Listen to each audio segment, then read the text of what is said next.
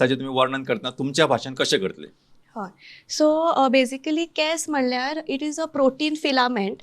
So when this protein, it is called as a keratin. So when this protein comes up from the skin, it is called as a hair. So आता hair असो पळोवपाक गेल्यार it is having like many parts.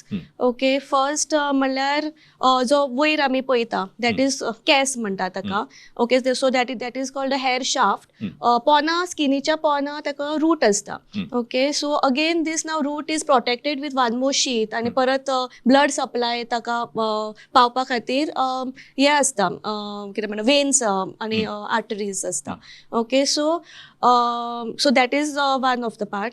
परत मागीर ताका एक सिबमाचो gland असता which keeps your means sebum secrete jata, that is the oily content of the body. Yeah, so it keeps the hair moisturized. Okay, keep safe from like drying.